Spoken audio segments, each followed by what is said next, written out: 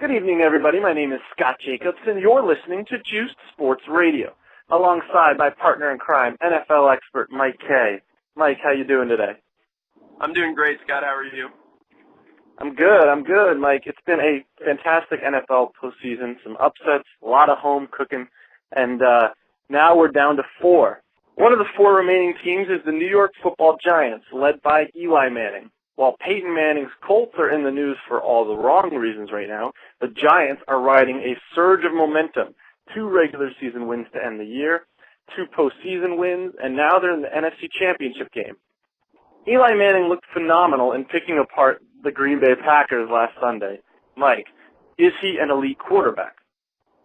I think this season he definitely is. What he's been able to do and with limiting his turnovers and finding the open wide receivers and tight ends has been absolutely phenomenal. And he seems to have taken control of this team. You know, every season you wonder if he's going to mature, and you know, this season he definitely did. You know, as somebody who watches the NFC East very closely, I can tell you that Eli's kind of an enigma. Some days he'll destroy you, and then other days he'll just be a mouth breather who mopes around on the field and has funny looks on his face. He really just seemed this year to kick it in high gear. Even when when his team was losing, it wasn't because of him. It was because the run game couldn't get established or the secondary was awful. But he really provided a spark for this team, you know, and it was pretty uncommon for most of his career, you know, outside of the Super Bowl run that he had a few years ago. Someone made a really interesting analogy this week, saying Eli Manning is like the Derek Jeter of the NFL, and Peyton Manning is like A-Rod. A-Rod being the one who puts up better stats, Jeter coming up more clutch, you know, when you need him in the postseason, that being. You know, what do you make of that analogy, and, you know, how much of this has to do with our lack of seeing Peyton this whole year and maybe sort of underestimating just how good he's been throughout his career? I think people underestimate and are spoiled by Peyton Manning. I think if they don't see him, you know, get to the Super Bowl or the NFC Title game, that he's not, you know, the Peyton Manning of old. But the truth is that up until last year, the Colts had, I think, 7 straight years of 12 wins. I mean, that's ridiculous. I think there's no comparing between Peyton and Eli. But with that said, you know, Peyton got to a Super Bowl. I mean, got to 2 Super Bowls. He won one. He lost one. Let's see what Eli can do if he can get to both Super Bowls, 2 Super Bowls as well. He's already won one. You know, we can't make that judgment till Eli's won 2 Super Bowls, and then you can say, well, you know, he got the job done twice. Peyton only got it done once, and now we can compare. Let's revisit the top 5 elite quarterback discussion. I would definitely say elite is a top 5 caliber quarterback. You know, you've got Drew Brees, you've got Aaron Rodgers, you've got Tom Brady, and you've got the aforementioned Peyton Manning. We've discussed this a little bit before. Is it one of those things in this situation where he might be a top 5 quarterback, he being Eli, almost by default, given the drop-off from the top 4 to everybody else?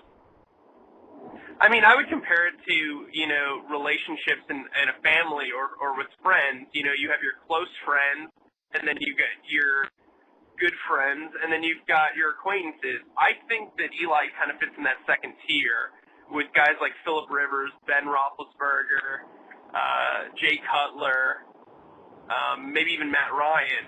You know, they're good quarterbacks. They're good names. They put up great numbers.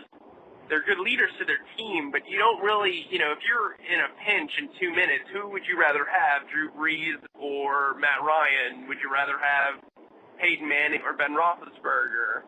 You know, it's stuff like that. Yeah, those guys can win, but who do you trust more as a quarterback? Right. And, you know, it all comes down to chemistry and, you know, comfort with the team and knowing what you can and cannot do. Ben Roethlisberger, the way he plays, it might not work as well for another team, per se. But, I mean, that's the beauty of speculating about these type of things. You know, when you look at the Giants are an interesting team in the sense they've had great records or really good records, and they fell short. For some reason, when they're the team that nobody expects to win, or people think of them as the hot team that could do damage, but they really shouldn't, That's when they're at their best. I'd almost call them sleeping Giants. This year they went 9-7. The year they won the Super Bowl, they went 10-6. Are the Giants one of those teams that just plays better when people expect less of them? I think that's a fairly valid point. I think the same can be said about the Cowboys, the Eagles, pretty much anybody in the NFC East. They excel when they're not the talked about team, because that division gets so much publicity because they're in such huge markets. It almost seems like when everybody's down on them, that's when they, shock the world. When the Eagles weren't being talked about this season, they had that 4-game stretch at the end where they won. Didn't matter, but they won. I think the same could be said for the Cowboys in the middle of the season because people didn't really talk about them a lot this season, early on, and they started winning games, and then everybody got on them, and they started losing. But, I think Eli is under a ton of pressure. He's in the biggest market in the world, and it's tough on him. But I think when less is expected of him and they constantly put him down, he's got less pressure, on his shoulders. How fascinating would it be to see Eli Manning lead the Giants to the Super Bowl, which will be played at Peyton Manning Stadium, basically the stadium that Peyton built, Lucas Oil. How crazy of a storyline would that be? I think it's a huge storyline. But I also think there's storylines for all 4 teams. I think if you look at the 49ers, Jim Harbaugh played for the Colts. He's in their Ring of Honor. You look at John Harbaugh. If he plays the Giants, he was an Eagles assistant coach forever, and, now he finally gets to stick it to the team that, he faced for years in the division. He's also, if he plays the 49ers, it's Harbaugh versus Harbaugh. That's a huge, huge draw, I'm sure. Their first game was great.